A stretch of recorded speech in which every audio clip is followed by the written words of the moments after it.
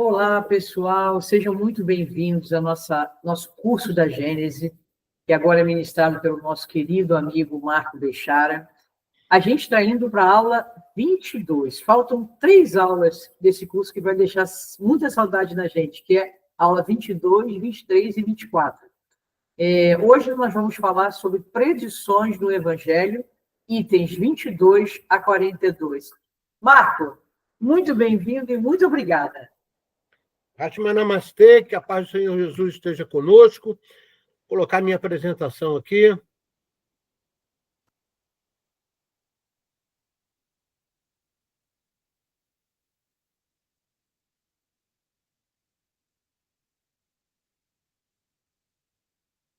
Todos vendo a minha tela? Perfeito, está tranquilo. Oi, perfeito. Ok. Bom, Atma Namastê, que possamos, no dia de hoje, bem interpretar os ensinamentos do nosso querido Kardec, que vai, através do Novo Testamento, trazendo informações e analisando, interpretando sob a ótica do Espiritismo. Então, vamos falar sobre as predições segundo o Espiritismo e as predições do Evangelho. Então, na realidade, nós vamos encontrar afirmações e interpretações de Kardec, segundo o Espiritismo, segundo a doutrina espírita, das citações do Novo Testamento, e por muitas vezes Kardec faz comentários próprios, ele mesmo interpretando o que significa aquele ensinamento do Mestre Jesus. Então, vamos para a aula 22. Vamos lá. O que nós vamos ver hoje? Vamos falar sobre a maldição sobre os fariseus, ou seja, como é que Jesus faz previsões sobre os problemas futuros que os fariseus encontrarão, e ele está falando de uma classe religiosa dos judeus. Vai falar sobre a pedra angular, que na realidade são, né, as palavras e os ensinamentos do Mestre Jesus, a parábola dos vinhateiros homicidas, que na realidade é uma parábola que fala sobre o planeta Terra e as gerações que vêm, e por muitas vezes os seres humanos não conseguem colocar em prática os ensinamentos do Mestre. Um só rebanho, um só pastor, é uma espécie de profecia, onde Jesus deixa claro que haverá de chegar o tempo, e isso é exatamente no momento, né, que nós vivemos, que é o momento de transição de um mundo de expiações e provas para um mundo de regeneração, onde os ensinamentos do Mestre Jesus serão os princípios de todos os credos. O advento de Elias, onde ele deixa claro o conceito da reencarnação, porque Elias, na realidade, é João Batista reencarnado, e a anunciação do Consolador, que 99,9% das pessoas e dos espíritas dizem que é especificamente a doutrina espírita, e eu digo sim, que é a doutrina espírita, mas também é os ensinamentos, né, de outros povos e outros credos que estão em consonância com os ensinamentos de Jesus. Tá? Eu faço um acréscimo nesse contexto do Consolador. Então, vamos lá. Bom, vamos falar primeiro sobre João Batista. Fica claro que nas citações do Evangelho, né, e principalmente no Evangelho de Mateus, que João Batista ele faz também profecias, faz predições sobre os fariseus. Quem eram os fariseus, Marcos? Na realidade, eles eram religiosos, né, que gostavam muito de falar, de fazer proselitismo, eram muito exteriores, porém não praticavam o que falavam. Isso é muito comum e foi muito comum entre as doutrinas que vieram após a vinda de Jesus, quando ele esteve conosco. Então, fariseu até hoje é chamado todos aqueles que têm o conhecimento, mas não colocam em prática. Então, eles são chamados de hipócritas. E também essas predições incluem os escribas, né, que, na realidade, faz parte dos grandes sacerdotes do sinédrio, né? Então, Jesus se refere ao momento em que ele estava encarnado, mas também faz predições que isso aconteceria. Por quê? Porque são espíritos que vão reencarnar. Então, na época, os escribas eram os doutores da lei de Moisés, né? Onde eles cultuavam a Torá, que é os 5 primeiros capítulos do Antigo Testamento para nós cristãos, e interpretando, né, tudo que, na realidade, foi falado sobre o que aconteceria. Então, a gente vai ver exatamente isso. Como a grande maioria dos missionários, João Batista também falava por metáforas. Entre suas citações, vale a pena verificar. Então, veja o que está escrito em Mateus, né, capítulo 3, do item 7 ao 10, e que Kardec faz o compilado através do item 22 desse capítulo 17.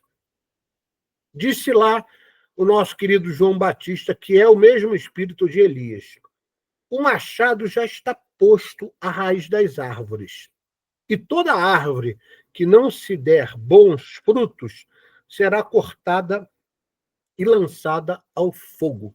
Vamos interpretar isso, então. Ou seja, o que é o machado? São as leis de Deus. O que é o conceito de raiz das árvores?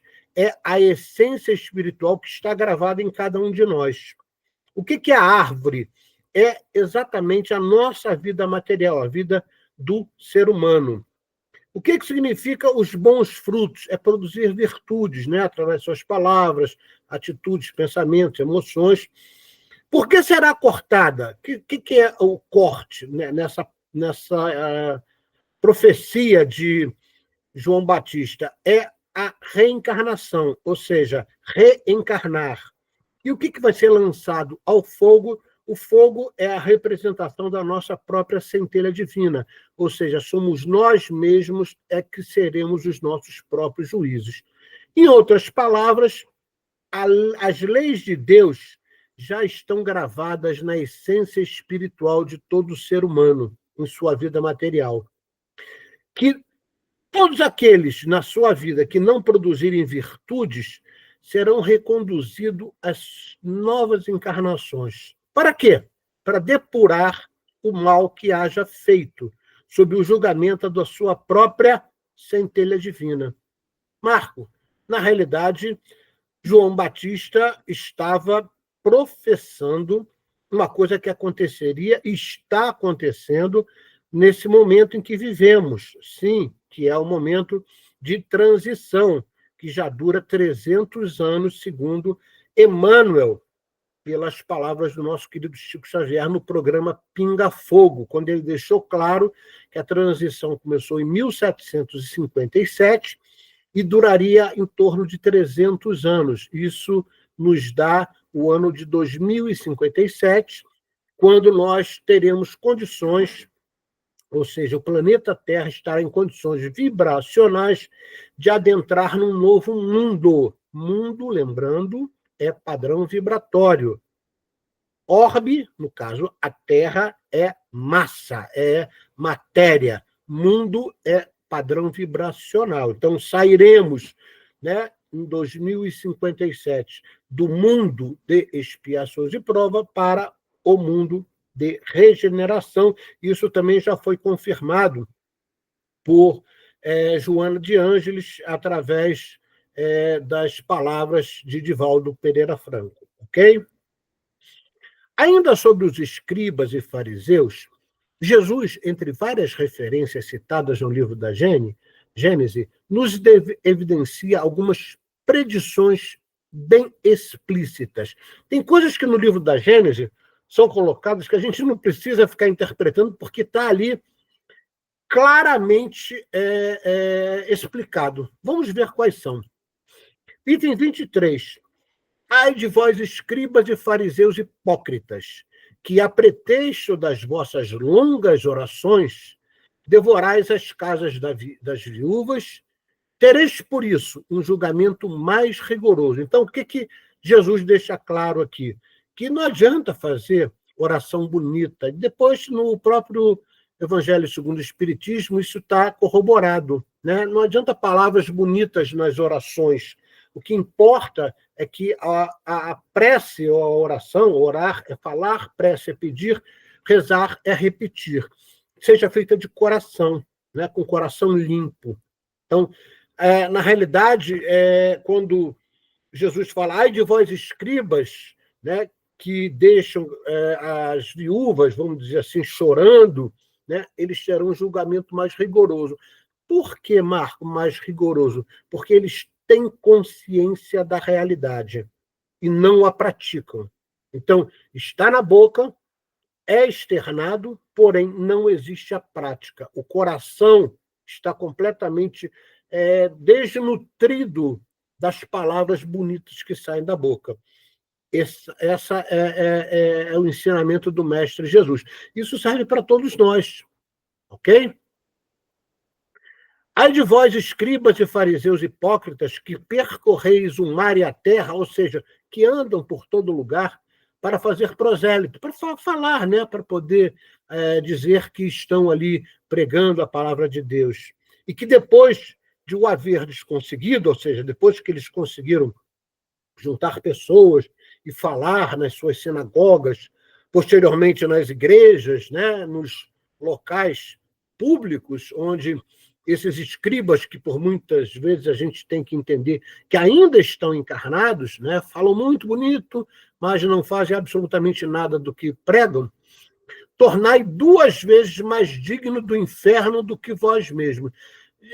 Aqui você vai verificar que Jesus usava um conceito, vamos dizer assim, de conhecimento da época. Então, o inferno, né, na realidade, que muita gente acha que é fogo, né, no inferno, fogo do inferno, né, isso é uma metáfora, porque, primeiro, o umbral, que a gente chama de inferno, não é tido como um local que haja fogo, pois a luz não entra também. Então, é tido como um local úmido, extremamente desprovido de luz, e que, na realidade, traz o conceito de consciência, ou seja, quando uma pessoa desencarna, ela vai exatamente para onde a sua atmosfera mental fez durante toda a sua vida. O inferno é isso. Tá? Cada um tem o seu próprio inferno. Então, o inferno é um estado de consciência a qual todos nós temos que, vamos dizer assim, prestar conta. Ok? Então, Jesus deixa claro que não adianta, né, andar por vários locais e conseguir convencer, entre aspas, pessoas, porque, na realidade, você vai ser mais digno do umbral profundo do que as outras pessoas que, por muitas vezes, desconhecem a palavra. Ainda Jesus, ai de vós, condutores de cegos, que dizeis? Marcos, só para entender, quando é que Jesus fala isso? No momento do Sermão do Monte. Tá? Ele fala vários ai de vós, que são, na realidade, chamadas de atenção para aqueles que diziam pregar a palavra de Deus. Então, ai de vós, condutores de cegos, que dizeis, se um homem jura pelo templo, isso nada vale. Quem quer, porém, que jure pelo ouro do templo, fica obrigado a cumprir o seu juramento. Então, o que Jesus está dizendo aqui para nós? Que, na realidade, eles davam mais importância a quem colocava grandes, né, vultos de moeda no gasofilácio, né, que era o local onde o templo captava as moedas, do que as pessoas em si, ou seja, sobre o que elas tinham no coração. Então, se você, na realidade, jura no templo pelo coração, você tem que cumprir. Porém, se você jura pelo ouro, né? Ou seja, olha, eu quero ser isento disso, poxa, me livra daquilo e bota dinheiro, né, no gasofilácio, na realidade não tem valor nenhum. Então, Jesus fala, insensatos e cegos que sois, a qual se deve mais estimar, o ouro ou o templo que santifica o ouro? Então, Jesus questiona, né, o conceito do templo como a casa do Pai ou o ouro, que era o interesse egoísta de obtenção de recursos e lucro, né, no caso dos momentos em que o sinédrio se envolvia. Se um homem, dizeis, jura pelo altar, isso nada vale. Mas aquele que jurar pelo dom que esteja sobre o altar, fica obrigado a cumprir o seu juramento. Cegos que sois, a qual se deve mais estimar, ao dom ou ao altar, ao qual se deve mais estimar o dom ou ao altar que santifica o dom. Então, na realidade, Jesus questiona, né? O que vale mais? É o que vocês trazem no coração, que é o conceito do dom, ou o altar que tem ali, né, o gasofilácio, que ficava não só na entrada do templo, mas também tinha ao lado do altar exatamente um local para que as pessoas pudessem colocar, né, os seus recursos. Então, Jesus questiona o que vale mais, o coração ou o ouro, né, que ele se refere como o dinheiro, né, que era colocado lá no gasofilácio. Aquele, pois, que jura pelo altar, jura não só pelo altar, todo por tudo o que está sobre o altar. E aquele que jura pelo templo, jura por aquele que o habita. Ou seja, quem é que habita o templo? Deus. Né? Então, se você jura pelo ouro, ok, você vai receber a recompensa do ouro, né? Que são as coisas materiais. Porém, se você jura pelo templo, ou seja, é quem habita o templo, é outra forma, porque você está expondo o coração. E aquele que jura pelo céu, jura pelo trono de Deus e por aqueles que ali assentam. Né? Então, Jesus questiona exatamente esse conceito de arrecadação que os judeus faziam na época, principalmente os senhores do sinédrio, né? Fariseus, os próprios saduceus e todos os sacerdotes da época.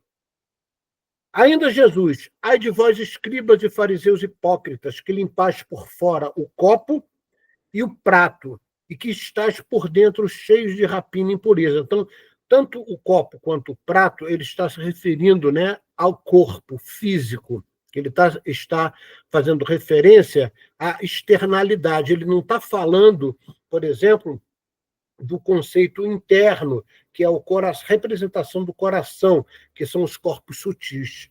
Então, fariseus cegos, limpai primeiro o interior do copo, ou seja, o que está por dentro do corpo. Entre aspas, não por dentro, mas o que está, vamos dizer assim, junto ao corpo, que é o corpo sutil, que é o perispírito que nós chamamos. Então, limpai primeiro o interior do copo e do prato, a fim de que também o exterior fique limpo. Então, Jesus nos dá um ensinamento aqui. Quando você faz a sua, vamos dizer, seu orar e vigiai, e está atento às impurezas que você está depurando ali do corpo mental inferior, que é exatamente onde estão as impurezas que têm que ser purgadas, ele chama atenção. Quando você faz essa exteriorização, quando você faz essa purga, na realidade, o seu corpo se torna um corpo de luz, ou seja, o corpo é o retrato, o corpo físico é o retrato do corpo sutil e, posteriormente, do conceito do que nós chamamos de saúde, ok? Ai de vós, escribas e fariseus hipócritas, que vos assemelhais a sepulcros caiados, que por fora parecem belos aos olhos dos homens, mas que por dentro estão cheios de ossadas de mortos e de toda espécie de podridão. Assim, por fora pareceis justos, enquanto que por dentro estáis cheios de hipocrisia e iniquidade. Exatamente um complemento do que a gente acabou de falar, né? Então, por fora são extremamente bons, são extremamente caridosos, porém aquilo tudo é uma espécie de roupagem que eles colocam. Por dentro eles não tinham esse sentimento de fraternidade, não tinham esse sentimento de ajudar o próximo. Então Jesus faz exatamente a comparação com os sepulcros, né? Que por fora são bonitos, as pessoas lavam, né? Aquelas tumbas bonitas de mármore, mas por dentro, o que tem lá dentro? Corpos apodrecendo. Então, Jesus faz essa referência, e lembrando que Jesus era obrigado a falar de coisas que as pessoas, naquele momento, poderiam entender. Porque muitas das coisas que Jesus fala só foi possível ser entendido muito tempo depois, com o avanço da ciência. Mas Jesus se utilizava, para que as pessoas entendessem, das realidades vivenciadas pelo povo daquela época. Por isso que ele fala muitas coisas ligadas ao campo, né, ligadas ao arado, né, ao plantio, que eram coisas que as pessoas poderiam entender, mas, ao mesmo tempo, aquilo era uma metáfora para que, posteriormente, as palavras do mestre pudessem estar sendo compreendidas de uma outra maneira mais profunda. Há de vós, escribas e fariseus hipócritas. Repara que ele sempre, né, chama eles de hipócritas. O que é o hipócrita? Né, como a gente viu, é aquele que se manifesta de uma forma muito bondosa, mostrando-se muito bonitinho, mas, na realidade, por dentro, não tem aquela pureza. Serpentes, raça de víbora. Por que Jesus fala de serpente? Porque serpente é exatamente o que caminha sobre a terra. Ele rasteja. Ele é um ser extremamente materializado. Raça de víboras. Como podereis evitar a condenação ao inferno? Então, Jesus diz, em outras palavras, que as pessoas apegadas ao mundo material, né, que estão ali se resvalando, né, ali completamente juntas às coisas materiais, na realidade, como é que eles vão poder se livrar de um braço? Isso, o apego a essas coisas é extremamente... E a serpente era uma coisa muito utilizada, tanto no Antigo Testamento, desde Adão e Eva, lembra? Até as palavras de Jesus. Eis que vou enviar-vos profetas, homens de sabedoria e escribas, e matareis a uns, crucificareis a outros, e a outros açoitareis nas vossas sinagogas, e os perseguireis de cidade em cidade. Então, Jesus deixa claro que isso já tinha acontecido no Antigo Testamento. O povo judeu, por muitas vezes, não acreditava nos profetas e perseguia, né? Principalmente os poderosos perseguiam os profetas, e eles eram enviados de Jesus. Jesus deixa claro que ele já havia enviado e vai continuar enviando, né, os seus mensageiros, e, por muitas vezes, a gente sabe que eles foram mal compreendidos e chamados de charlatões, crucificados, e por aí foi. A fim de que recaia sobre vós todo o sangue inocente que ha sido derramado na terra, desde o sangue de Abel, o justo, que foi morto por Caim, até Zacarias, filho de Baraquias, que matastes entre o templo e o altar. Digo-vos, em verdade, que tudo isso virá a recair sobre esta raça que existe. Quando ele fala esta raça, ele não está falando especificamente dos judeus naquela época. Ele está falando daquela raça que veio de Capela, extremamente orgulhosos, que haveriam de passar por muitas e muitas encarnações, quase que repetindo os seus erros, e que as consequências viriam. Então, é muito claro essa profecia de Jesus, é só você ver na história o que o povo judeu vem passando desde o Antigo Testamento até hoje. As dificuldades, as guerras, né, a falta de compreensão, até a localização deles ali no Oriente Médio, é o único, vamos dizer assim, país que tem a democracia como o seu baluarte. Todo está cercado, né, de, entre aspas, inimigos do seu credo pelos muçulmanos. Item 24. Então, aproximando-se dele, seus discípulos disseram: sabes que, ouvindo o que acabaste de dizer, os fariseus se escandalizaram. Então, os apóstolos de Jesus entenderam que Jesus estava falando dos fariseus. E, obviamente, os fariseus, sabendo daquilo, ficaram o quê? Puxa vida, esse cara que está aí, esse profeta aí, ele está falando mal da gente, né? Então, eles foram alertar Jesus que os fariseus não estavam gostando do que ouviu. Mas Jesus era superior, ele falava não para escandalizar, não para trazer de repugna, não era isso. Ele falava para alertá-los. Então, Jesus responde quando os seus apóstolos lhe falam isso. Toda planta que meu Pai Celestial não plantou será arrancada. São cegos a conduzir cegos. Se um cego guia outro cego, cairão no barranco. Então, o nosso querido Kardec pega essa passagem de Mateus. Vamos entender o que está sendo falado aqui. Essas palavras, a planta é algo que cresce, porém necessita ser regada. A planta são as leis de Deus, que foram regadas pelas palavras de Jesus. E eu te diria até que elas foram preparadas pelos missionários que o Antigo Testamento chama de profetas. Né? É como se os antigos profetas do Antigo Testamento tivessem preparado a terra. E, posteriormente, Jesus veio fazer o quê? Fazer crescer aquele conhecimento, já que a terra estava preparada. Porém, a terra estava preparada apenas para alguns.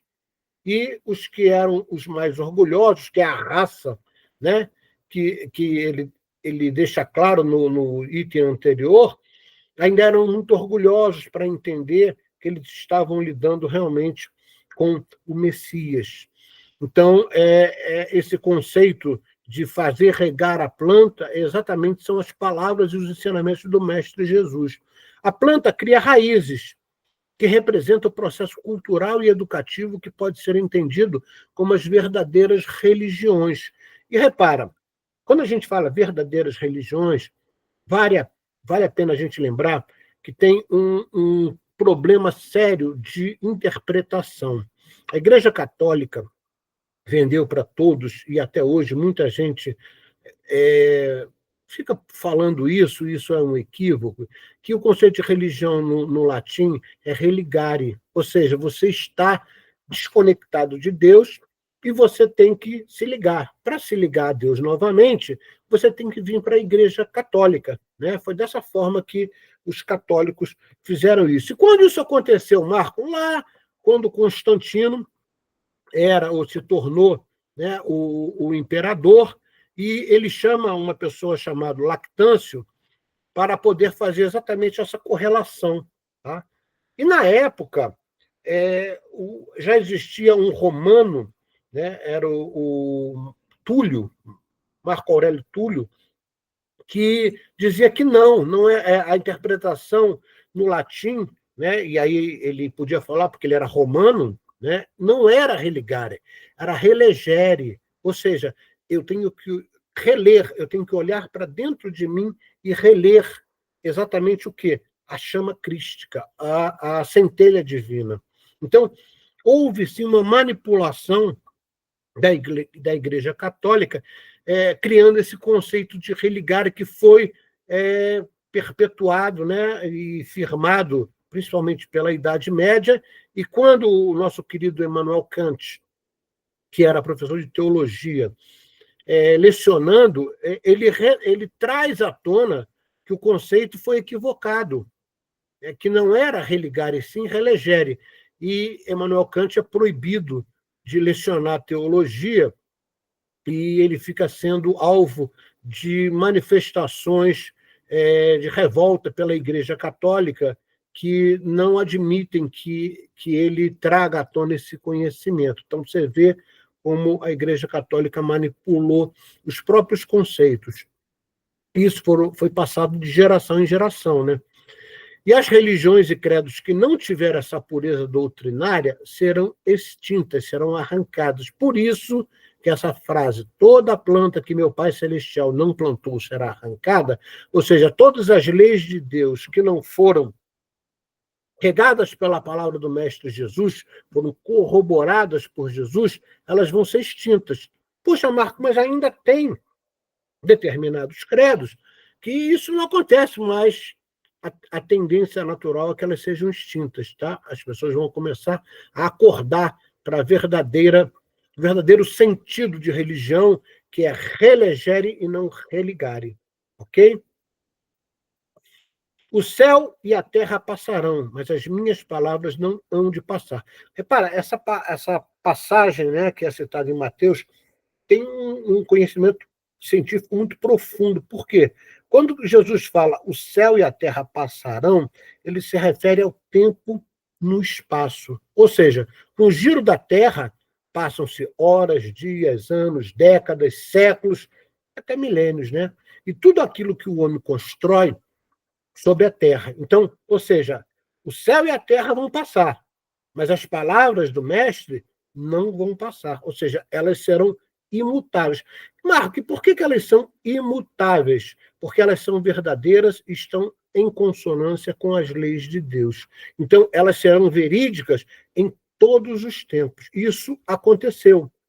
A Igreja Católica, de uma forma geral, também foi responsável em trazer as palavras do Mestre Jesus. Sim, foi, porém, ela desvirtuou muito. Ela trouxe muitos paradigmas e dogmas que não faziam parte dos ensinamentos do Mestre. Elas desvirtuaram, tá? Com a máxima de perpetuar os ensinamentos do Mestre, elas desvirtuaram, trazendo para si os interesses mundanos, né? E a gente viu isso principalmente na Idade Média, né? Com várias coisas que foram realmente absurdas, a Inquisição, né? Os conceitos de cobrança por determinados valores que faziam com que as pessoas falassem: eu vim aqui colocar esse valor, né? Ou entregar à igreja esse valor para que o meu avô não fique no inferno. Então, eles vendiam informações completamente equivocadas, enganando mesmo, manipulando a fé do povo. Tá? Então, o código moral que Jesus nos traz, que são as leis de Deus, ele é eterno. Ele está de acordo, né, com o que, né, nós aprendemos desde a época das leis mosaicas, consagrando as condições do bem que conduz o homem ao seu destino eterno, que é o chamado a perpetuação, ou o conceito cultural de ser um homem bom, um homem de bem. Ok? Item 26. Porém, terão as suas palavras, aqui é Kardec falando, tá, gente? Então, olha o questionamento que Kardec vai fazer há mais de 150 anos atrás. Porém, terão as suas palavras, as palavras do Mestre Jesus, chegado até nós puras, sem misturas e isentas de falsas interpretações?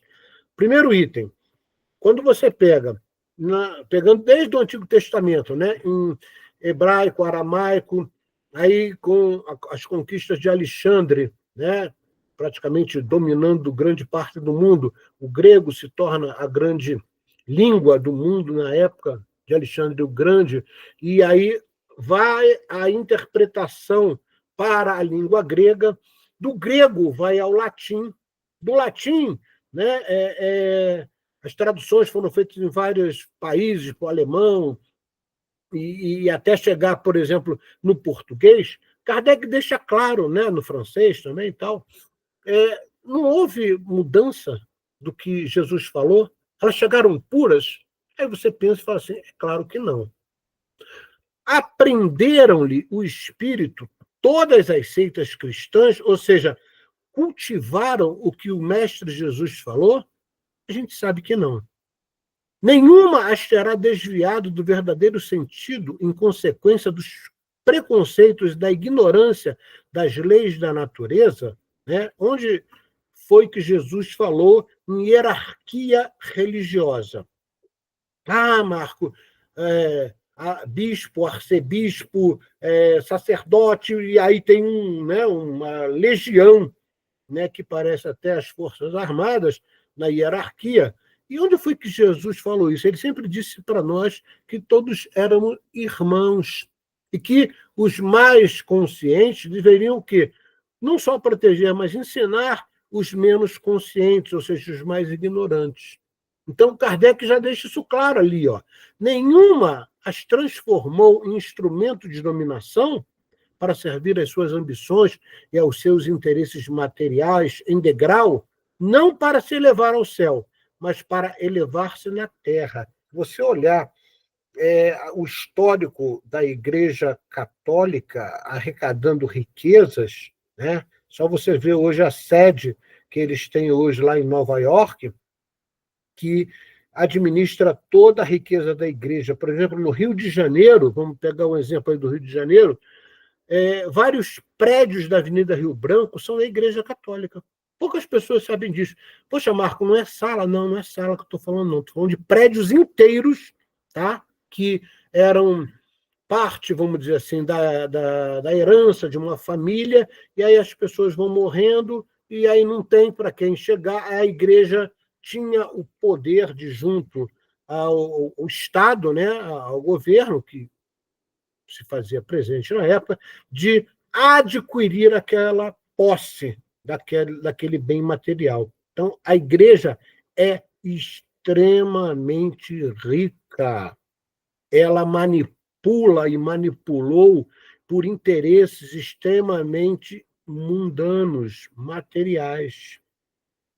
Terão todas as religiões adotado como regra de proceder a prática das virtudes que Jesus ensinou, prática das quais fez Jesus condição expressa de salvação, né? Esse conceito de virtude está ligado a quê? A reforma íntima, a colocar para fora as suas virtudes, domando suas más inclinações, como disse muito bem o Espírito Verdade, né? Estarão todas isentas das apóstrofes que ele dirigiu aos fariseus de seu tempo, ou seja, as pessoas hoje que estão no poder dos credos, das religiões, elas estão isentas do que Jesus falou lá atrás para os fariseus e todos os sacerdotes da época? Não, né? A gente sabe que não. Todas, finalmente, serão assim, em teoria, como na prática, expressão pura da sua doutrina? A gente também sabe que não. Então, na prática, por muitas vezes, a doutrina é outra. Na prática, é meu pirão primeiro, para que depois eu possa entender. E é impressionante que isso, vamos dizer assim, foi perpetuado. Né? Vamos pegar aqui, por exemplo, os políticos brasileiros. Eles estão um pouco se lixando para os interesses da população, ou dos mais pobres, ou os mais carentes. Eles estão primeiro querendo pensar neles. Então, eles, por si só, regulamentam os aumentos de seus salários, eles, por si só, querem se mostrar bonzinho para todo mundo, inclusive para os criminosos, né, através do judiciário, absolvendo pessoas que não têm a menor condição de ser absolvidas, né, numa audiência de custódia, por exemplo. Eu estou fazendo um paralelo com o que acontece hoje, porque, como disse bem Kardec, a crise que vivemos, e é exatamente o momento que estamos, uma crise moral, onde as pessoas estão muito mais interessadas em conseguirem êxito no plano material do que fazer a verdadeira justiça. Então, Kardec, nesse item 26, em outras palavras, né, atualizando para o que eu coloquei aqui como exemplo, deixa isso muito bem claro. Isso acontece até hoje. Estamos falando de mais de 150 anos, Kardec alertando isso, que a crise que viveríamos seria uma crise moral, que é exatamente o que vivemos. Não é essa besteira de quem é da direita, quem é da esquerda, isso é empáfia. Tá? O que a gente vive hoje, não importa se tu está do lado direito ou do lado esquerdo, é exatamente uma crise de moralidade. Ainda falta, principalmente aos governantes, uma moralidade, um princípio que esteja pautado nos ensinamentos que o Mestre Jesus nos deixou. Por isso ele disse que as minhas palavras não passarão, Vão passar, né, décadas, milênios, mas as palavras deles continuam. Porém, as pessoas egoístas que querem ainda se dar bem no mundo material estão pouco se lixando para isso. Contanto que elas fiquem bem, elas estão se lixando para o próximo, né? Isso, na realidade, é uma realidade crua e dolorosa que a gente vive até hoje. Sendo a verdade uma só, não se pode encontrá-la em afirmações contrárias. E Jesus não pretendeu imprimir duplo sentido às suas palavras. Jesus é muito claro, apesar dele falar por metáfora, ele deixa claro o que é certo e o que é errado. O que é perigoso, e ele alerta as pessoas que estão indo por esse caminho, e o que, na realidade, é o que deve ser perpetuado, até educacionalmente falando. Se, pois, as diferentes seitas se contradizem, se umas consideram verdadeiro o que outras condenam como heresias, impossível é que todas estejam com a verdade. Então, a gente vê hoje, se você fizer uma análise, e eu, como uma pessoa formada em teologia, eu estudei vários credos, várias religiões, e a gente vê que existem muitas antíteses entre o que prega uma determinada religião e o que prega outra.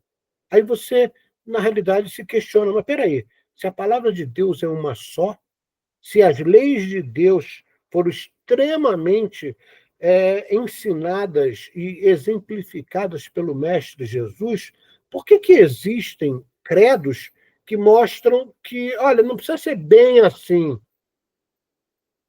Entendeu a conotação dessa frase de Kardec aqui? Se todas houvessem aprendido o sentido verdadeiro do ensino evangélico, todas se teriam encontrado no mesmo terreno. Não existiriam seitas. Ou seja, a gente sabe que a predição do próprio Mestre Jesus é que haverá um só rebanho, porque só tem um pastor. Quando Jesus se coloca como pastor, o que é o pastor das ovelhas? É aquele que conduz o caminho, é aquele que mostra o caminho.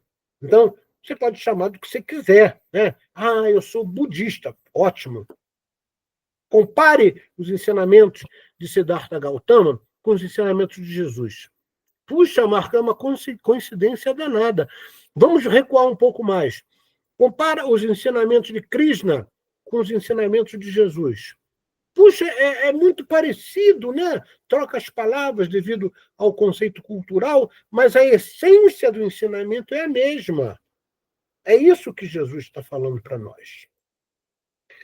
Exemplo nítido de tais questionamentos no livro da Gênesis encontramos na Idade Média, onde a Igreja Católica vendia indulgências, objetivando seu enriquecimento, e se credenciava como a única instituição representante de Deus, com o poder de legitimar os reis das nações. Vocês devem lembrar que na Idade Média, por exemplo, tiveram vários problemas com a França, com a Inglaterra. Por quê? Porque em determinado momento, por exemplo, a França não queria estar debaixo da asa da Igreja Católica. Quando é que isso termina, Marco? Com Napoleão. Né? O dia que Napoleão recebe o bispo que dizia que iria trazer a ele vamos dizer assim, as nuances e todos os conceitos sagrados de se tornar rei de um povo. O que Napoleão faz? Fala assim, olha, vocês ficam aí com a religião de vocês, porque no poder mando eu. E ele mesmo se coroa. Então é Napoleão, que é a reencarnação de Alexandre o Grande, vamos lembrar isso, tá? Que faz com que haja uma separação entre o poder da igreja e o poder do Estado. E isso, né, traz o conceito que a gente chama de laico. Né? Quando você diz que um país é laico, é que ele não se deixa influenciar por um determinado credo, onde ele permite todos os credos serem disseminados. Tá? Isso aqui é um país laico. Isso sem falar nas guerras santas, nas cruzadas, né, onde várias mulheres foram queimadas porque eram médiuns. Então a ignorância era tamanha. A igreja tinha uma ignorância e tinha medo até dessas pessoas que traziam informações do mundo espiritual e que elas diziam o seguinte: olha, nós não credenciamos essa pessoa como uma pessoa de Deus. Diziam que elas eram, né, do demônio e queimavam, porque o fogo sempre foi a representação da busca da pureza, então queimavam na fogueira.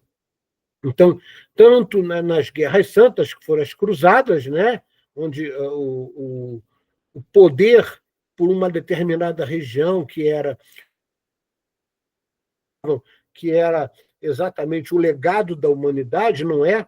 Né? O grande segredo da Terra Prometida não é Canaã, não é Jerusalém, não é Terra Santa, nada disso. É o coração do homem. A verdadeira Terra Santa, que deve ser dominada, é o coração do homem, onde ele tira a impureza e traz exatamente a pureza e as leis de Deus para si.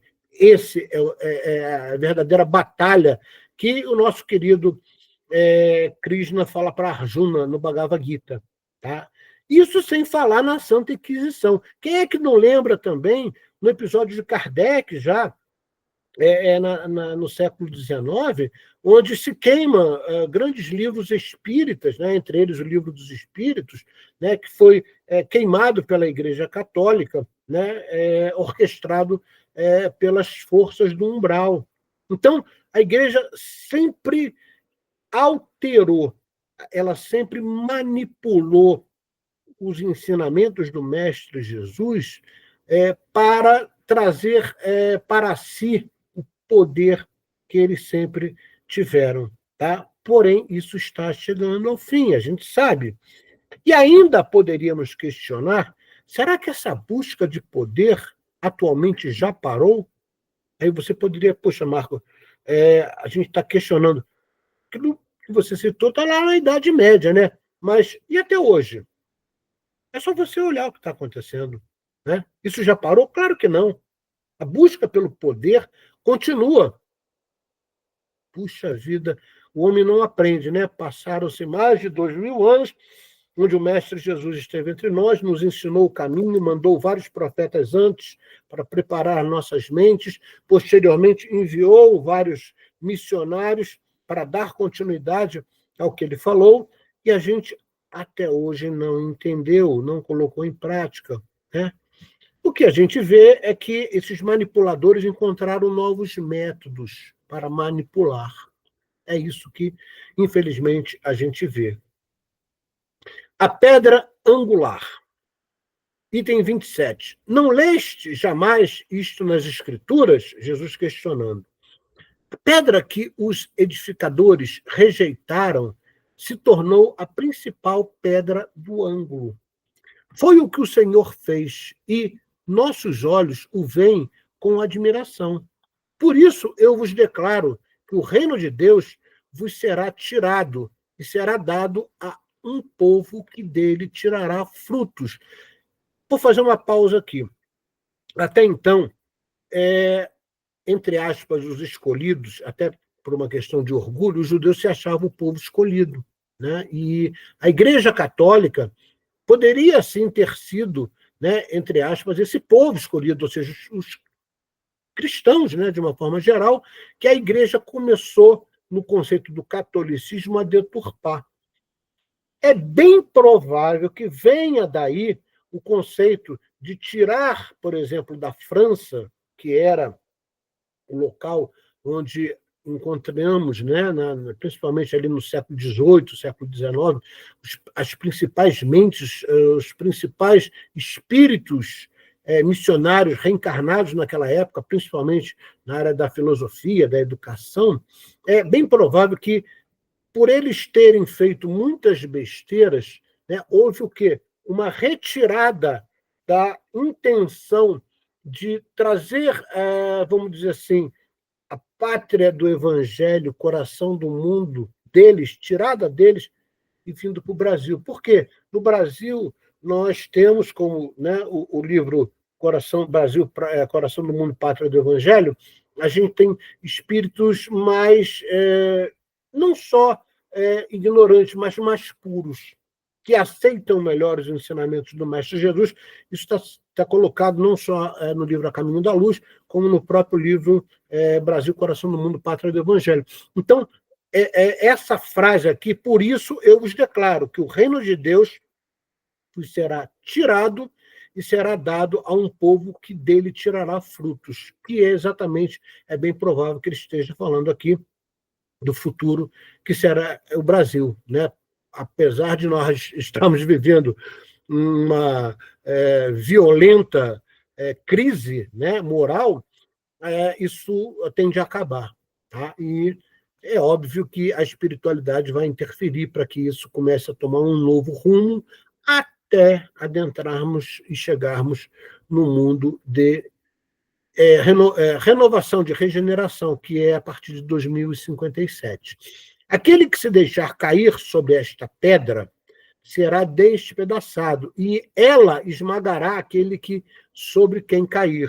Ou seja, se você contrariar as leis de Deus, né, você, entre esse conceito de despedaçado, você será, vamos dizer assim, perderá o conceito da consciência divina. Não perderá, mas ficará isento das possibilidades da consciência divina. Tendo ouvido de Jesus estas palavras, os príncipes dos sacerdotes, fariseus, saduceus, né, todo mundo do sinédrio ali, reconheceram que era deles que o mestre estava falando.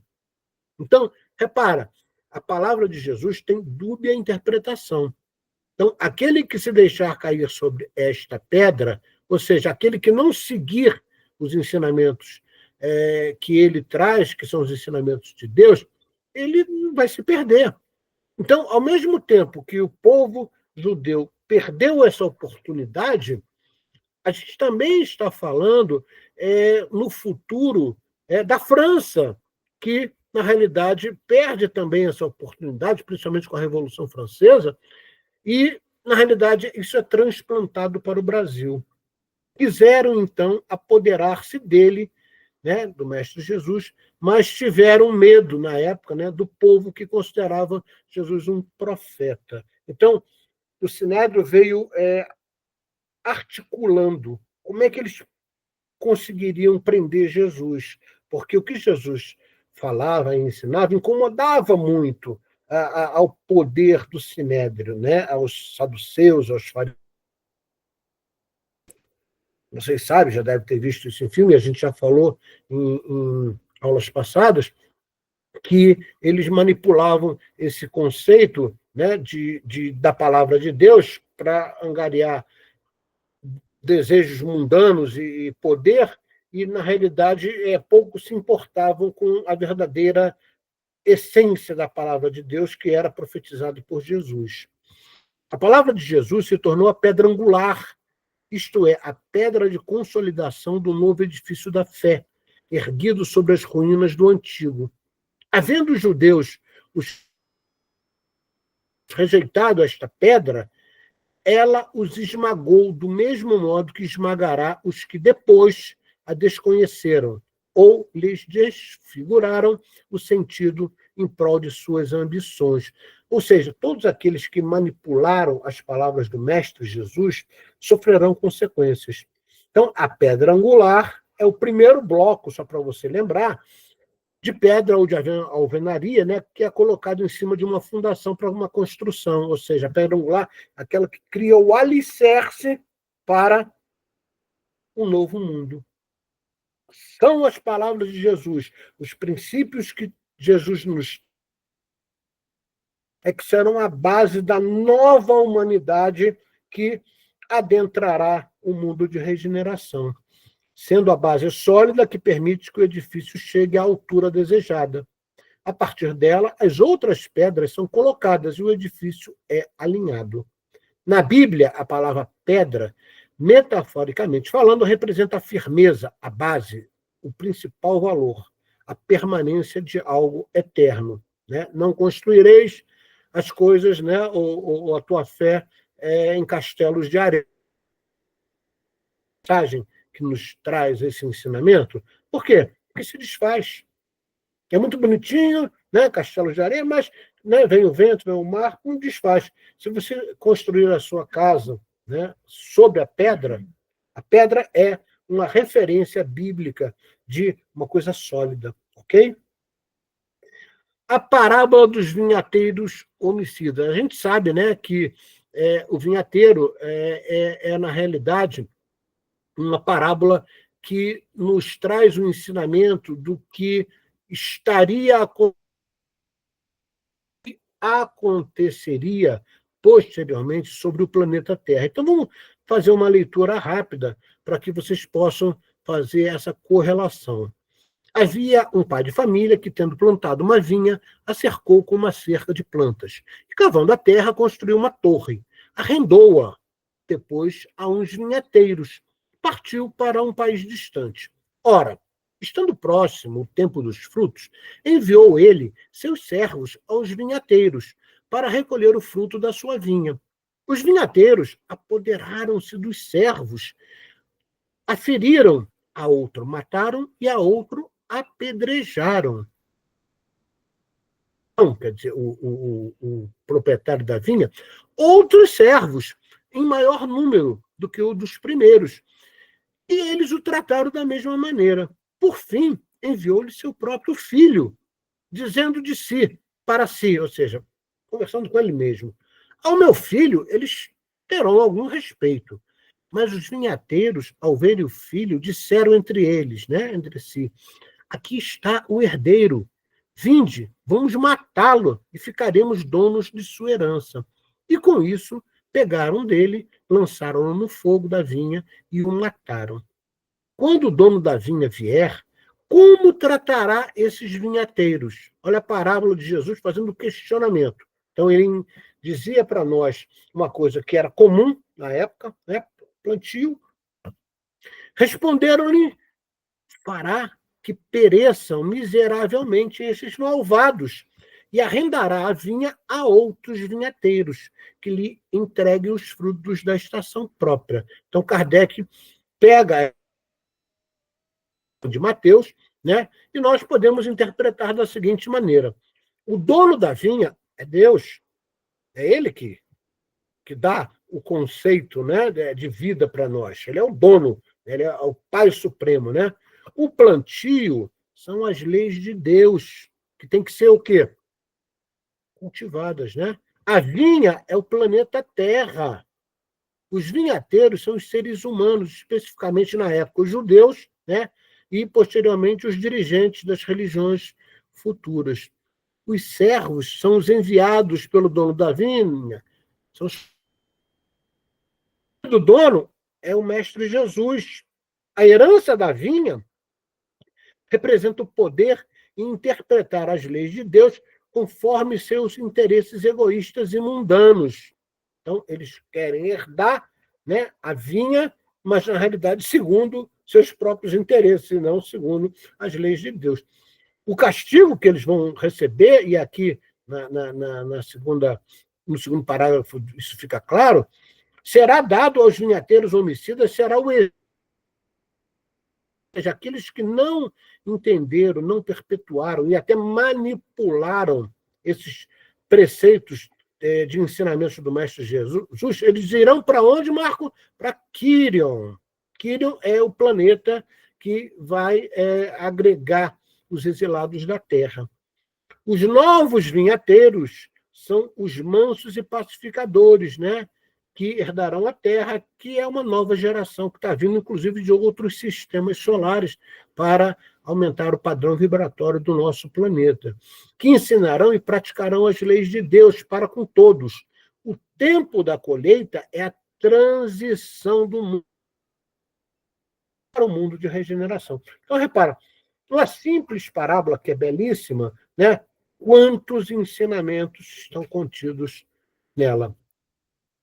Um só rebanho e um só pastor, citado em João. Tenho ainda outras ovelhas que não são deste aprisco. É preciso que também a essas eu conduza. Elas escutarão minha voz e não haverá senão um só rebanho e um só pastor. Ao afirmar isso, Jesus nos evidencia, ou até mesmo os seres humanos do planeta Terra, que ele orienta e conduz. Também estão incluídos outros seres de outros planetas. Na época, Jesus era o pleno governador do planeta Terra e de praticamente todo o sistema solar ali. Ele era auxiliado pelo que hoje nós entendemos como fraternidade branca, mas ele era, sim, o responsável, né? Os quais ele é governante. Rebanho são todos aqueles que praticam os ensinamentos de Jesus, que é o pastor. E tendo um só rebanho, significa que haverá uma única crença. Princípio dos ensinamentos de Jesus permeará por todos os credos, fazendo um conceito de unidade. Unidade nas diversidades. Em todas as religiões, os ensinamentos do Mestre, que estão em consonância com as leis de Deus, né, que vão conduzir a humanidade à fraternidade entre todos os povos e seus costumes. Como a gente falou, essa unidade nas diversidades se fará através do desenvolvimento da razão humana, com o bom senso, o progresso das ciências e a crença de um só Deus, que abrange todos os credos. É por isso que Joana de Ângeles sempre se refere ao conceito de superior de consciência. Quanto maior for a consciência do ser humano, mais esclarecimento sobre a verdade o ser humano terá. Tal verdade extinguirá os dogmas e as liturgias que são pueris. Tá? Muitos dos dogmas e muitas liturgias que a gente vê nos credos, na realidade, alguns dogmas são manipulativos, mas algumas liturgias são para disciplinar a mente.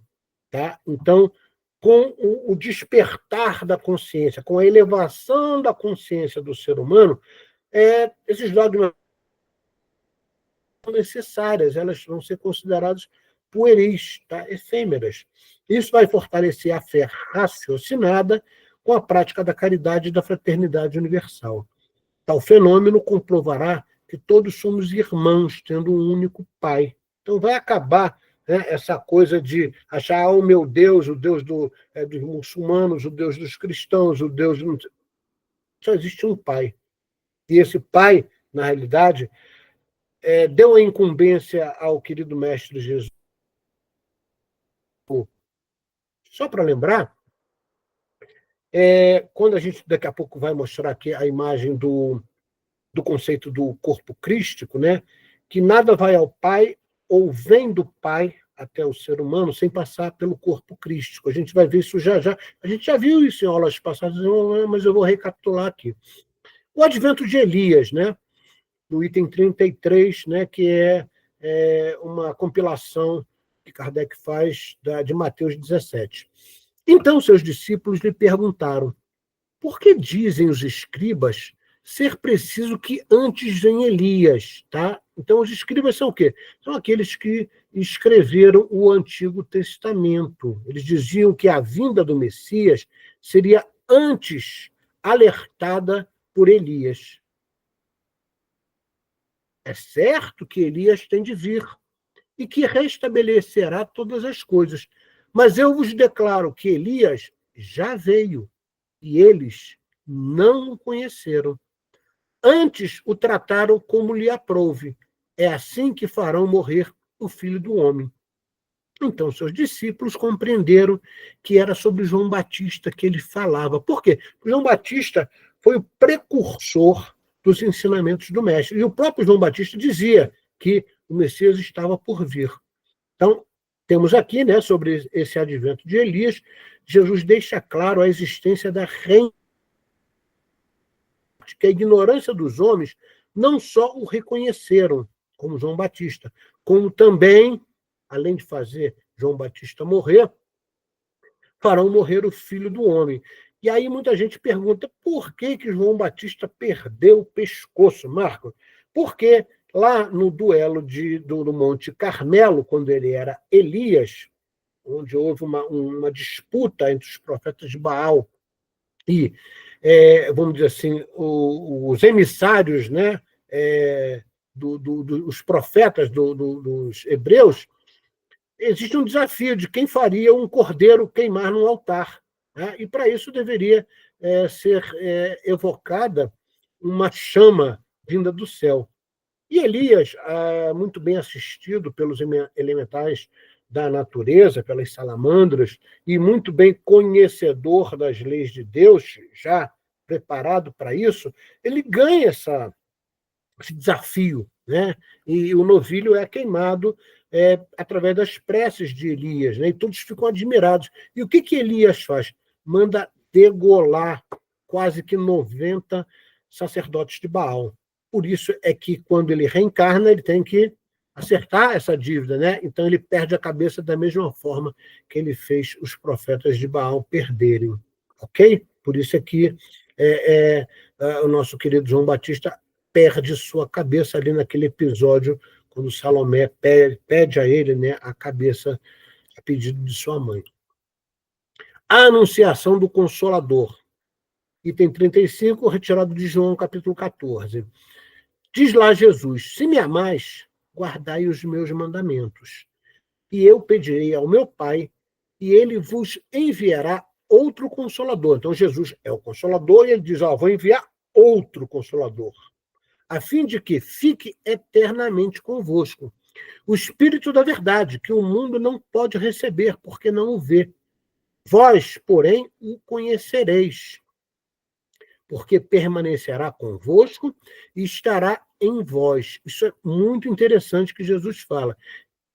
Vós, porém, o conhecereis, porque permanecerá convosco e estará em vós.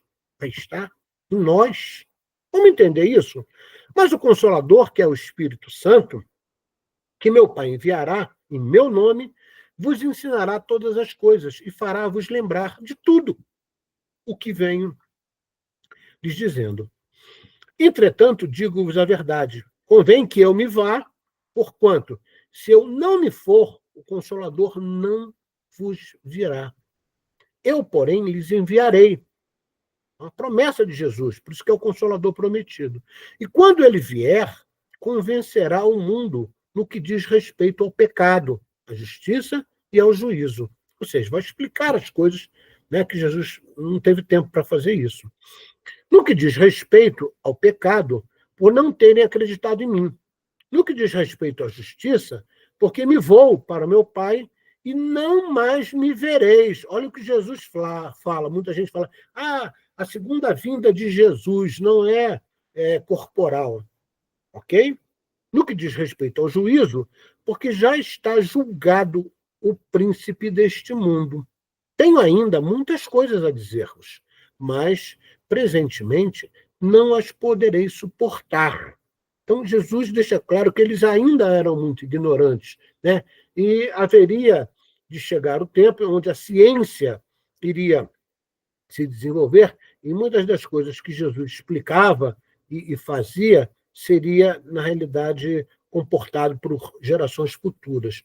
Quando vier esse Espírito verdade, não é Espírito da verdade, ou Espírito de verdade, é Espírito verdade. Muita gente confunde isso.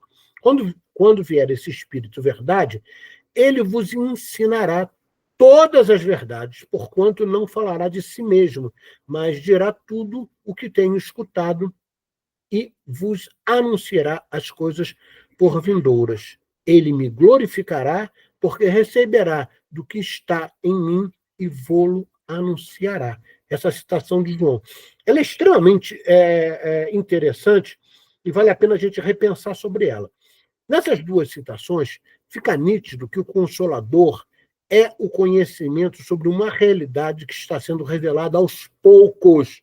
Marco, eu já li vários livros que dizem que o Consolador é o Espiritismo. Vamos lá, vamos devagarinho. Será que é só o pessoal espírita que tem o privilégio de receber esse Consolador? Pense sobre isso. Então, vamos colocar aqui sob a ótica do bom senso. Através da doutrina espírita, é óbvio que vem sendo revelado. Kardec, né, foi um grande missionário. Kardec, quem é Kardec? Né? Kardec, na realidade, posteriormente reencarna como o nosso querido Chico Xavier, mas lá atrás, na época de Jesus, ele era João. o apóstolo amado. É o mesmo Espírito que está dando continuidade à sua missão. Então, é óbvio que a doutrina espírita nos traz muitas revelações e explica as coisas que o Mestre Jesus não teve tempo para explicar. Porém, pensa no que nós vamos falar. Que esse Consolador prometido, ele está, presente entre nós através da doutrina espírita e também das demais informações da espiritualidade, atuando em diversos credos. Não é só o credo espírita que traz esses conceitos. Isso seria um erro, que os judeus cometeram quando vieram de Capela, achar que tinha um Deus único, que era o povo escolhido. Os espíritas têm esse conceito. Quando os católicos, por exemplo, acham que eles eram o único conhecedor da realidade, e aí quiseram mudar os processos culturais dos povos, que na Idade Média as navegações chegaram, tanto nas Américas quanto no Brasil e em outros locais. Eles queriam evangelizar segundo a doutrina deles. Cada um tem uma forma de entender devido ao seu nível de consciência. Então, esse conhecimento sobre a realidade espiritual, não está presente só na doutrina espírita. Por isso que a gente diz que ele não é só o espiritismo. Você vai dizer para mim, e a gente nesse curso já teve a oportunidade de estudar o Bhagavad Gita, de estudar os livros da Sutra de Siddhartha Gautama, do Buda, e outros, muitos que nós poderíamos citar aqui, eles trazem conceitos da verdade. Então, não é só a doutrina espírita que é o Consolador prometido. São as informações espirituais que estão em consonância com os ensinamentos do Mestre Jesus. Porém, para que haja um fechamento lógico e racional para as falas de Jesus, podemos admitir que este conhecimento estará implícito em nós. Ou seja, você tem a informação, quando você coloca ela em prática, ela passa a elevar o seu nível de consciência e ele vai estar em você. Vai estar implícito, vai estar comigo, ok? Porém, ele também deixa claro que estará em vós, que é o quê? É o padrão vibracional de Jesus, que é representado, quando a gente estuda os corpos superiores, no corpo crístico, que a gente vai ver o desenho no próximo slide. E esse espírito verdade que Jesus se refere deve ser também o corpo crístico, que existe em todos os seres humanos encarnados na Terra. É uma hipótese perfeitamente cabível, é só você ler isso aqui. Estará convosco e estará em vós. Jesus está sendo redundante, Marco? Não. Jesus está sendo claro. Estará convosco, é o conhecimento. E estará em vós, é a energia crística. Então, exatamente isso aqui. O que todos nós temos? Os 3 corpos superiores. Nós temos o ego periférico, que é moldado, que vai se modelando e se desadensando a fim de chegar a ser um só, uníssono, com a centelha divina. A gente sabe disso, já viu isso em aulas passadas. O corpo crístico é um intercessor. Nada vai ao Pai, que é representado pela centelha divina, ou nada vem do Pai, saindo da centelha divina, até chegar a nós, que é o conceito de persona, do ego periférico, sem passar por aqui. O que é o corpo crístico? É o modelo. É o nosso modelo, onde as leis de Deus estão impressas. Por quê? As leis de Deus são originadas aqui na centelha divina, que a gente chama de Atman.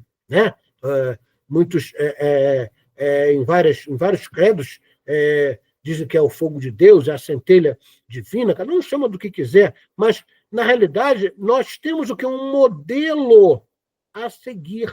E o que faz as encarnações? Um molde para que nós tenhamos aqui, é como se a gente coloca aqui essa representação. Por quê? Porque o ego periférico ele tem que vir adentrando para se encaixar exatamente aqui.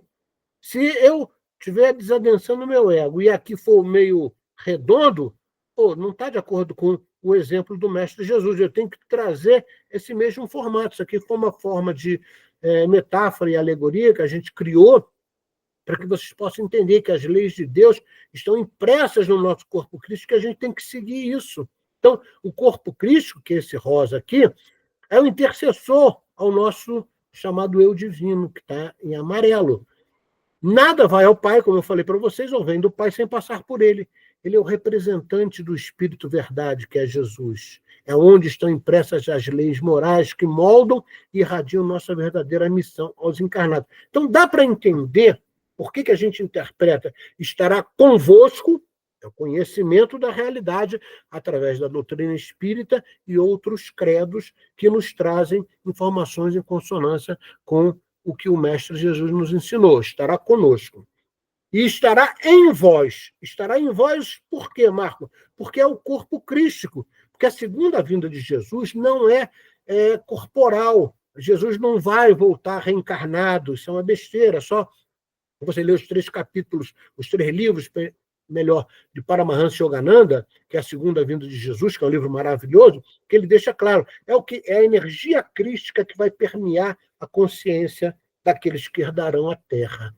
Então, isso fica muito claro, ok? Nessas citações de Jesus, também evidencia que ele não disse tudo, pois, na época, os encarnados não tinham condições de entender. Foi necessário o passar dos tempos, a maturidade espiritual e os avanços da ciência, a fim de entendermos sobre o que Jesus nos falou. As religiões, estamos terminando aí, que se fundaram no Evangelho, não podem, pois, dizer-se possuidoras de toda a verdade, porquanto ele, Jesus, reservou para si a complementação posterior dos seus ensinamentos.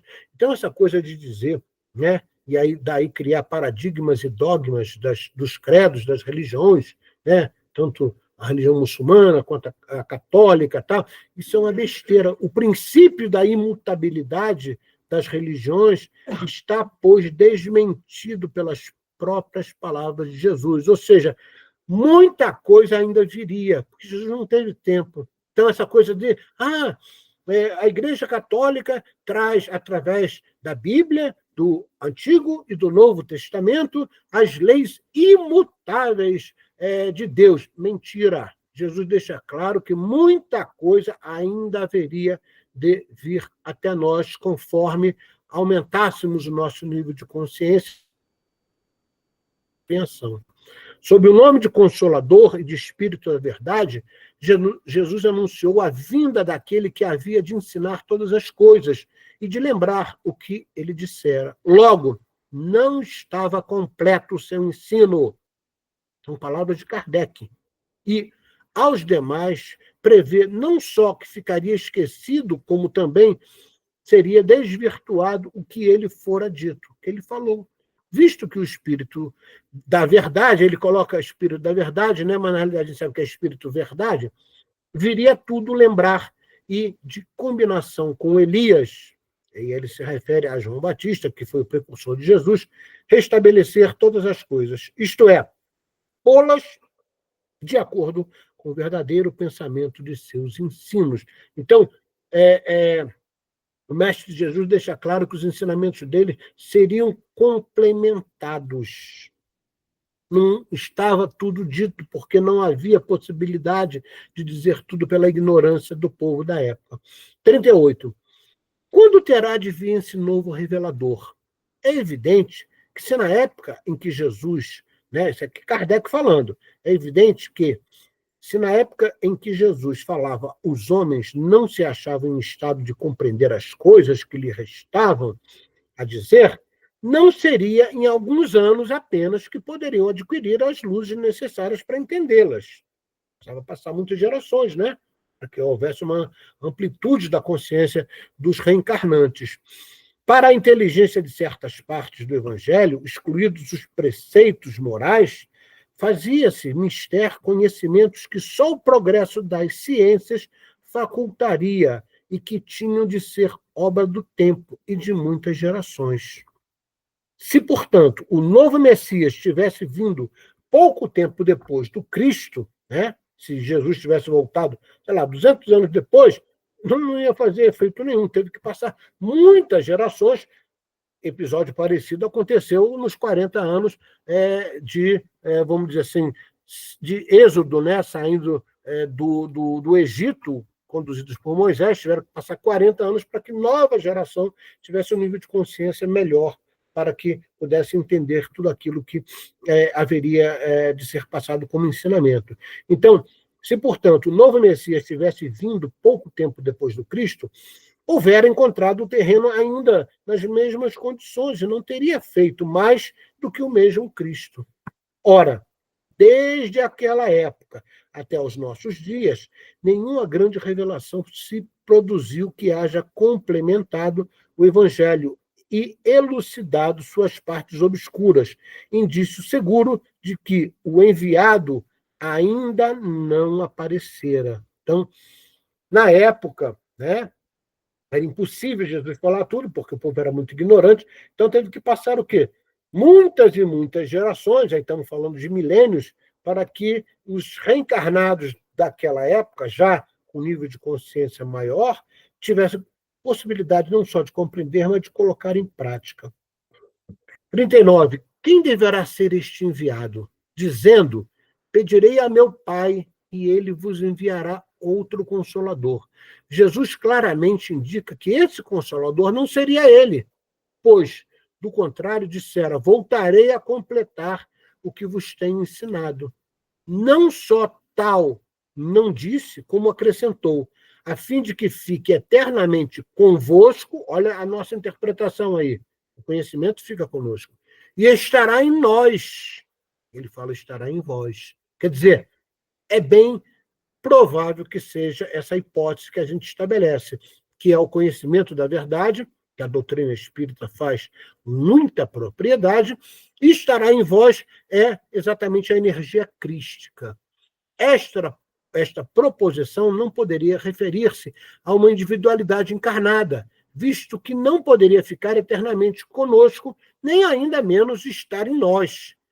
Compreendemos-la, porém, muito bem com referência a uma doutrina, a qual, com efeito, quando a tenhamos assimilado, poderá estar eternamente em nós. O Consolador é, pois, segundo o pensamento de Jesus, a personificação de uma doutrina soberanamente consoladora, cujo inspirador há de ser o Espírito Verdade. Então, repara, o próprio Kardec, na época, não tinha o conhecimento que nós temos hoje, que é o conhecimento da filosofia, da fisiologia, da anatomia do corpo sutil. Então, nós hoje podemos entender, sim, o que o Mestre Jesus nos falou e que Kardec aí nos deixa claro. Kardec não está errado, porém admite compreender apenas que o outro Consolador que estará em nós é o conhecimento adquirido e assimilado da doutrina espírita. Na época de Kardec, o Ocidente desconhecia a configuração dos 3 corpos superiores do espírito, revelado pela ciência esotérica. Ou seja, Kardec não tinha o devido entendimento, na época, mais apurado do perispírito, como ele mesmo já havia afirmado no Livro dos Médiuns, segunda parte, capítulo 1, item 54. O espiritismo, marchando com o progresso, jamais será ultrapassado, porque se novas descobertas demonstrarem estar em erro sobre um certo ponto, ele se modificará sobre esse ponto. Se uma nova verdade se revelar, ele a aceitará. Lembraremos somente que o conhecimento do perispírito é a chave de uma infinidade de problemas até agora inexplicáveis. Tá, o ensinamento é corroborado no próprio livro da Gênese, capítulo 1, item 13, item 50. O que caracteriza a revelação espírita é que sua origem é divina, que a iniciativa pertence aos espíritos e que a sua elaboração é o resultado do trabalho do homem. Os espíritos não ensinam senão apenas o que é necessário para guiar o caminho da verdade, mas eles se abstêm de revelar o que o homem pode descobrir por si mesmo. Isso aqui, né, essas duas frases do Livro dos Médiuns e do Livro da Gênese, coloca por água abaixo os espíritas de carteirinha, que têm a mania de dizer, mas Kardec não falou isso, Kardec não falou aquilo. Tá? Então, eles mesmos parece que não entendem o que Kardec deixou claro né, em vários livros seus. Muita coisa ainda haveria de ser revelado, não pôde ser revelado na época de Jesus e também não havia condição de ser revelado na época de Kardec, mas hoje nós podemos entender. Nossa hipótese, no final do slide anterior, não modifica em nada o conhecimento elucidado aqui na Gênese, apenas complementa o que devemos entender como Consolador e Espírito Verdade. Reflita sobre isso e verifique você mesmo que essa possibilidade não é absurda. Esse é o nosso papel: pesquisar, estudar, unificar e interpretar os ensinamentos que nos chegam. É uma recomendação explícita de Kardec e dos espíritos superiores. Na Gênese, capítulo 1, item 60, os espíritos não vieram livrar o homem do trabalho, do estudo e das pesquisas. Não lhe trazem nenhuma ciência integralmente formulada. Deixam-no entregue a seus próprios esforços naquilo que ele pode encontrar por si mesmo. Entendeu? Homens fracos, que vos limitais às trevas da vossa inteligência, não afasteis a tocha que a clemência divina vos coloca nas mãos para iluminar vossa rota e vos reconduzir. Espírito Verdade, em Paris, 1860, citado no Evangelho segundo o Espiritismo. Também no Evangelho, são chegados os tempos em que os ensinamentos do Cristo devem receber o seu complemento e que o véu lançado intencionalmente sobre algumas partes do ensinamento deve ser levantado. E, por último, na Gênese, no capítulo 1, itens 4 e 5, o professor deve ser um revelador, aquele que ensina o que aprendeu, revelador secundário. Quando o homem de gênio ensina o que descobriu por si mesmo, estudou e concluiu, traz sua bagagem espiritual, sua intuição. É o revelador primitivo. O homem de gênio é um espírito mais antigo. Logo, tem mais aquisições e mais progresso comparado aos menos adiantados. A humanidade necessita desses missionários para exemplificar e para lhe ajudar no progresso. Senão, o progresso seria muito mais lento. É o próprio Kardec citando na Gênese. O Espiritismo realiza, como ficou demonstrado, no capítulo 1, item 30, todas as condições do Consolador que Jesus prometeu. Não é uma doutrina individual, nem de concepção humana. Ninguém pode dizer ser o seu criador. É fruto do ensino coletivo dos espíritos, ensino a que preside o Espírito Verdade. Nada suprime do Evangelho, antes o completa e elucida. Com o auxílio das novas leis que revela, conjugadas essas leis às que a ciência já descobrira, faz com que se compreenda o que era ininteligível e se admita a possibilidade daquilo que a incredulidade considera inadmissível. Desde precursores e profetas que lhe pressentiram a vinda. Pela sua força moralizadora, ele prepara o reino do bem na terra. A doutrina de Moisés, incompleta, ficou circunscrita ao povo judeu. A de Jesus, mais completa, se espalhou por toda a terra, mediante o cristianismo, mas não converteu a todos. O espiritismo, ainda mais completo, com raízes em todas as crenças, converterá a humanidade. Vale a pena citar, não é o espiritismo que vai se tornar, vamos dizer assim, o único credo da humanidade, não é isso. É que os princípios que o espiritismo traz vão permear todos os credos, ok? Dizendo a seus apóstolos, outro virá mais tarde que vos ensinará o que agora não posso ensinar, quando Jesus fala isso, proclamava Jesus a necessidade da reencarnação. Como poderiam aqueles homens aproveitar do ensino mais completo que posteriormente seria ministrado? Como estariam aptos a compreendê-lo se não tivesse que viver novamente? A cada reencarnação, você amplia a sua consciência. Jesus houvera proferido uma coisa inconsequente se, de acordo com a doutrina vulgar, os homens futuros houvessem de ser homens novos, almas saídas do nada, por ocasião do nascimento. São os mesmos espíritos, né? Admite-se, ao contrário, que os apóstolos e os homens do tempo deles tenham vivido depois. Olha aqui, ó, vários apóstolos do Mestre Jesus vieram dar continuidade ao que começaram lá atrás. Um deles é João, o amado, né, que reencarna como Francisco de Assis, depois reencarna, né, tem várias encarnações, como Kardec, e posteriormente a gente sabe que reencarna como nosso querido Chico Xavier, que ainda hoje revivem e plenamente justificada estará a promessa de Jesus, tendo-se desenvolvido ao contato do progresso social, a inteligência deles pode presentemente comportar o que então não podia. Sem a reencarnação, a promessa de Jesus seria ilusória.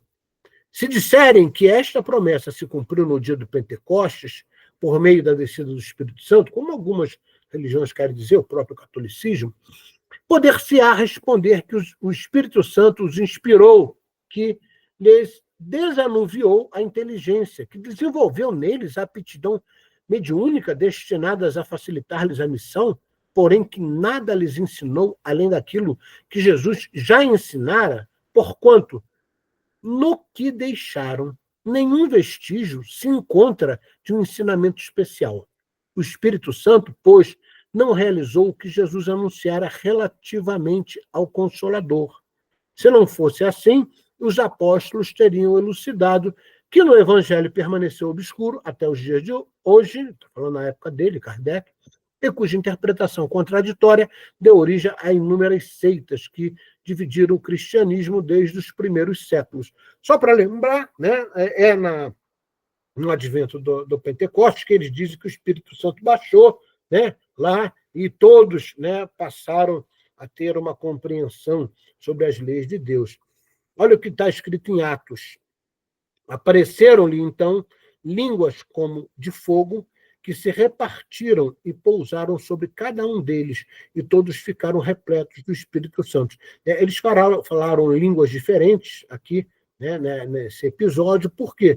Porque eles reavivaram o seu campo mental, onde eles traziam informações que não eram compreendidas entre os próprios homens. Isso mostrava também o conceito da reencarnação. Então, na realidade, a solenidade de Pentecostes é mais uma forma que as leis divinas encontraram de demonstrar a reencarnação e que o que é adquirido não é perdido. Ok?